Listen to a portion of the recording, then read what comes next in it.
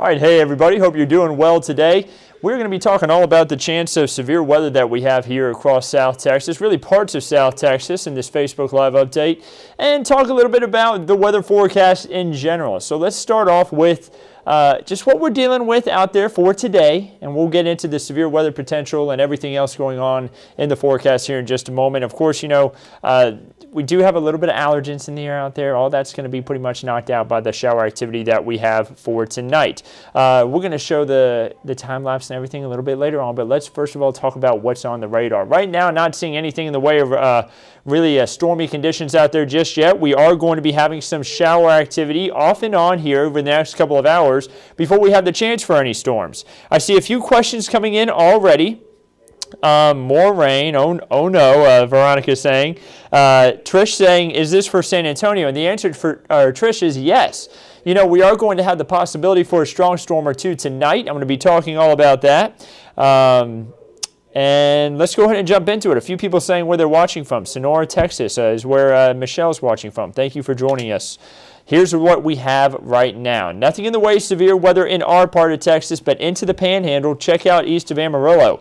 Few severe thunderstorm warnings up there. That area shaded in pink, that's a tornado, a severe thunderstorm watch from some of the strong storms that they have off in their direction. And we're going to have the chance for some strong systems ourselves to come through. Right now we have a slight risk for severe weather stretching from San Antonio all the way there north of Highway 90 for northern portions of Uvalde County, northern portions of Medina County, Bandera County, Real, northern Edwards, northern Valverde, Kerr County, Gillespie, Kendall, all those under that slight chance for severe weather. That's a level 2 out of 5. And a marginal risk for severe weather for a few other spots. Now, Michelle says something good there. Don't panic. Yeah, there's no reason to panic about this. It's just something you'll want to prepare for tonight. This isn't one of those large outbreaks that we're expecting, at least not in our part of Texas. They're expecting more of the severe potential further on off towards the north. We're kind of on the southern tier of this.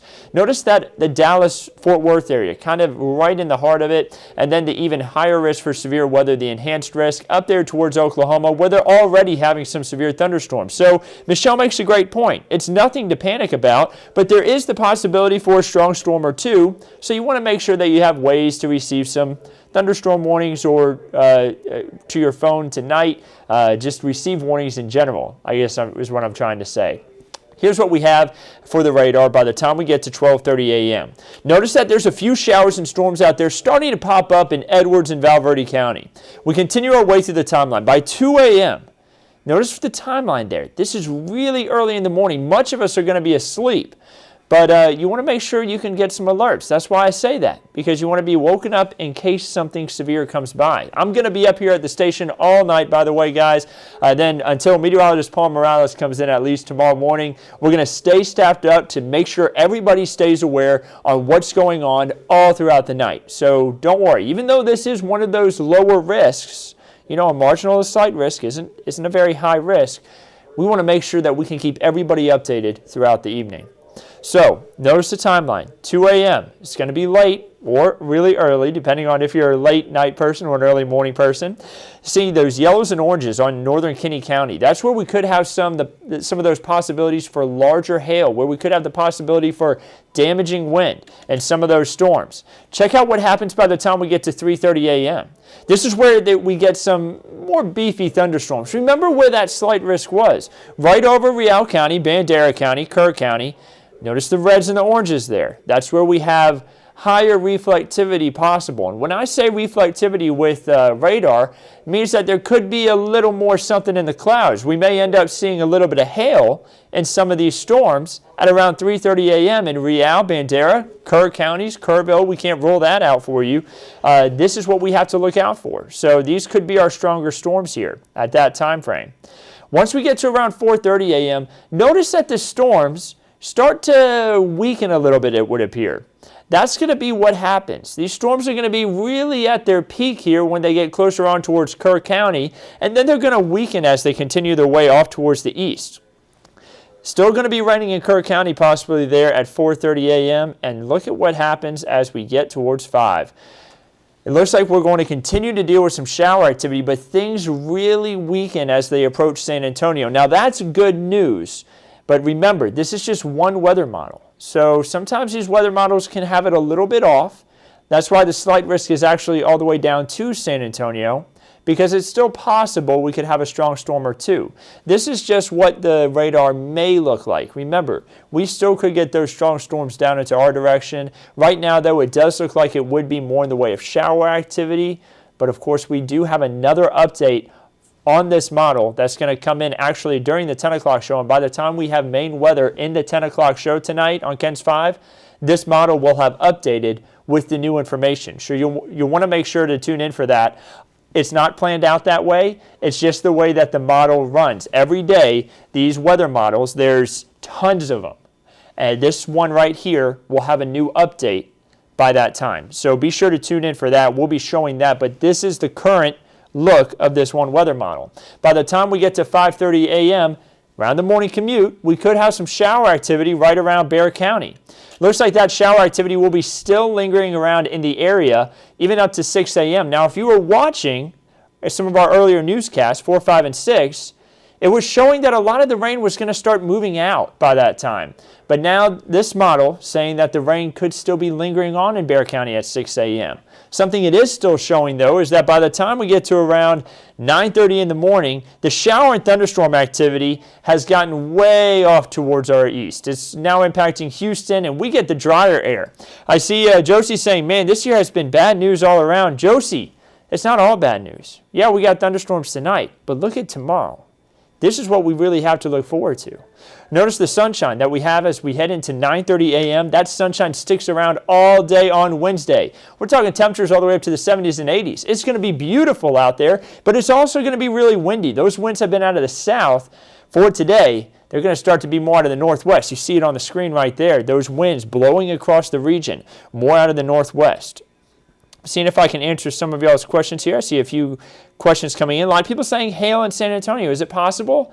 Yes, it's going to be possible that we end up with a little bit of hail tonight. I think it's a higher possibility for the hill country. And what you need to know is, we can't know for certain just yet. These storms haven't even developed yet. Right now, the radar is just showing a few light showers out there. Remember, these storms aren't expected to develop even until 1:30 in the morning. So I'm going to be here at that time. But right now we can just see what the radar may look like. Doesn't mean that's exactly what it will look like whenever we get through there. A lot of questions about hail in San Antonio. And guys, I understand, we've had some major hailstorms in the past year. I do not believe this is going to be one of those events where we end up with a major hailstorm. But, golf ball size hail, anywhere from nickel to golf ball size hail, can still be frustrating for car owners and homeowners even when you get to golf ball size. And that's the kind of situation that we'd be looking at here. We're not talking about like one of those big events that we've had in the past with baseball or softball size. We're not talking about that. I don't think that there's enough energy or oomph in the atmosphere to be able to get something like that. But still, something we would have to look out for with the possibility of hail maybe up to a quarter to golf ball size. But again, right now, nothing on radar, just plain old rain. Neil says, panic while you have time. Neil, again, no reason to panic, guys. It's just something that we're trying to keep everyone updated on.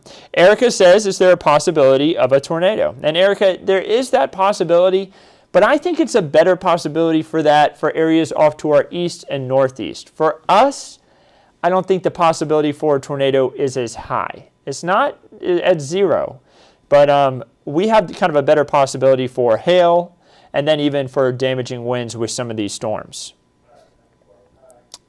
Okay, what's the percent for San Antonio? Hilda. Okay, so it gets tricky when we're talking about the percent chance for hail. If the storm moves over us, maybe about a 10 to 15% chance, but again, the stronger storm is expected to be more into the hill country. So a lower chance, I guess, is what I would get to tell you. It's a lower chance for San Antonio, but again, the chance is still there. So you want to make sure that you are prepared. It's going to be good to park the car in the garage if you can. Bring in some of the stuff outside if you didn't want it to be damaged by hail, if a hailstorm did come through. And it's good to just have a way to get updates throughout the night. That's all we're trying to get at. Let's see here.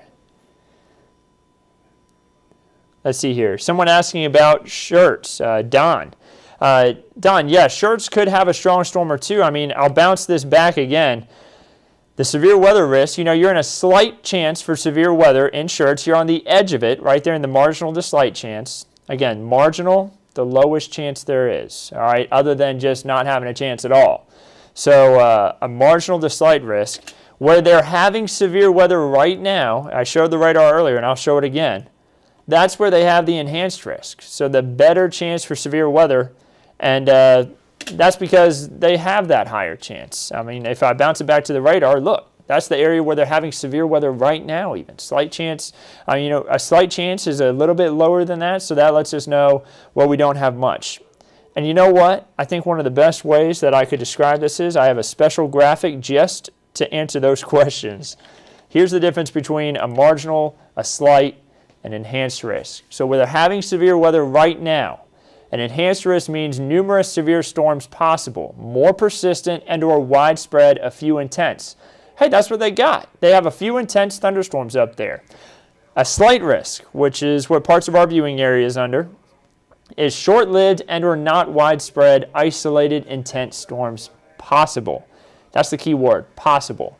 Scattered severe storms possible to go along with it, and then a marginal risk, isolated severe thunderstorms possible. That lets us know 1, maybe 2 could be possible. and I think that's really what we have the better chance for as we head throughout tonight and into, really not tonight, more into early tomorrow morning. So I showed the timeline through there. Again, once we head into Wednesday afternoon, let's go ahead and continue through that. You saw by 9:30, it's east of our area. We get a lot of sunshine throughout the day on Wednesday. Going into Thursday morning, 40s and 50s for lows. When we get into the afternoon, temperatures rising into the 70s. So not too bad. Going to be nice to have those drier days, a lot of sunshine. But the bad side of that is that we're going to have a red flag warning for Wednesday afternoon. Notice from 10 a.m. to 7 p.m. on Wednesday, a red flag warning. And you may be saying, well, what does that even mean? Well, it means that fire conditions are going to be a little more favorable because of strong winds and lower humidity. So low humidity, warm conditions, and then also northwest winds at 15 to 25 miles per hour, sometimes gusts up to 35. Going to be really windy. Not a good day to do any burning. We could end up having a wildfire risk there. So that's what that red flag warning is in place for. Here's a look at what we have as far as the amount of rainfall over the next 7 days. We need that rain, so we don't have red flag warnings and other issues like that where we can get more moisture on the ground. But it just doesn't look like we see much over the next week, guys. Less than half of an inch possible. We need more rainfall from that. And a lot of that's going to come from this first system, the one that we have right on the screen there. This is the first system coming through, bringing us our rain chances and storm potential for tonight. Excuse me. It's also going to be the system that causes more storms possible for the southeast. Then we get a ridge over us. That ridge, that little hill, that means that we get drier conditions, lots of sunshine. And then, as we head into the latter part of the weekend, early next week, you're going to see more rain chances in the 7-day forecast because that's our second system approaching, that little trough sweeping through, getting closer to Texas. And any rain would help. The drought right now, not doing good, moderate to severe drought. The amount of rainfall we've had this month keeps us behind. We were behind for January. We're behind for February. We're behind for March so far, only at a little over 1/10 of an inch. We need way more than that. 2.52 on the year. That, of course, is behind for this time of year. And your 7-day forecast, there's the 40% chance for rain. What you don't see is barely clipped off there. That's a 50% chance for rain for tonight and a 40% chance for rain tomorrow morning. Remember, tomorrow morning we have the rain. By the time we get to about 10 o'clock, though, the rain's out of here. So that's a 40% chance for really about the first 2 to 3 hours of the day. And then the rest of the day, we're talking sunshine and temperatures all the way up into the 80s. It's going to be a beautiful afternoon. Make some outdoor plans, maybe even have lunch outside for tomorrow. Moving into Thursday, Friday, Saturday, and Sunday, all dry, but cloud cover starts to make a bit of a comeback on Sunday. And then Monday and Tuesday, there's those rain chances making a little bit of a comeback again. So Jennifer says a beautiful 7-day forecast, and yes, it is a beautiful 7-day forecast. It's nice to see all that sunshine, but we could use some rainfall. And the good news is from day 8 through day 14, beyond the 7-day forecast, it looks like above average rain for all of South Texas and a majority of Texas as a whole. We all need rain, not just our part of Texas. Much of Texas is in need of rainfall. And it looks like from day 8 through day 14, beyond our 7-day forecast, patterns are going to change, and we're going to get some better chances for rain. Now, here's the flip side of that. It's also going to be a little bit cooler outside. So below average temperatures possible. That would mean 60s for highs, 40s for lows, and maybe you like that cooler weather. The good news is we're not expecting anything like what we had in the middle of February. Not expecting a freeze, just expecting a little bit cooler conditions, 40s for lows, 60s for highs. That's not too bad. We can do that, right? Not too bad at all. So, yes, cooler and wetter conditions for the latter part of March. Let's take a quick look at the Texas Gulf Coast forecast. If you plan to do a little bit of traveling this weekend, Saturday and Sunday, looking great across all the coastal areas. A lot of sunshine. You know, it's a great weekend to maybe travel down and visit maybe South Padre Island. 71 degrees on Sunday. Port Aransas is going to hit 67 on Sunday. They'll have a 10% chance for rain in Galveston on Sunday at 68 degrees, but that's not too bad. Should be a good day. And, you know, I always like to show this too. Your Texas State Park forecast. Palmetto State Park, which is located over in Gonzales, Texas, right by Gonzales, Texas, rather. They're going to have some rain for tomorrow morning. Notice everybody else, nothing but sunshine. So areas further to the east, that's where you have your better chance for rain as we head into the 9 to 10 o'clock hours of the morning. But you see everybody else, nothing but sunshine. As we make our way into the afternoon, it gets pretty windy. You see a lot of spots showing that wind, and that's going to be just something that we're dealing with for tomorrow afternoon. So I'm going to bounce it back to the 7-day forecast. Here it is again, guys. It's looking like a great week ahead of us. Again, the latest update to that one model that I was showing you is going to come out. We're going to be able to show it to you at 10 o'clock, show you the latest timeline of the storms. I think it's not going to change too much, but we may see a change where some of these storms develop and where they pass through with more intensity. So we'll be sure to show that to you. I'm going to hop back on here later on tonight. I'll be doing another Facebook Live, more likely around 11:30 to midnight, just keeping you all updated. I'm going to be up here again throughout the night until Meteorologist Paul Morales comes in the morning, so I'll be keeping you updated. Y'all have a wonderful rest of your evening, and we'll continue to keep you updated on everything right here at KENS 5. Don't forget, we're less than an hour out now until the 10 o'clock show. Be sure to watch. We'll keep you updated on everything with the news and weather all across the region. Have a great one.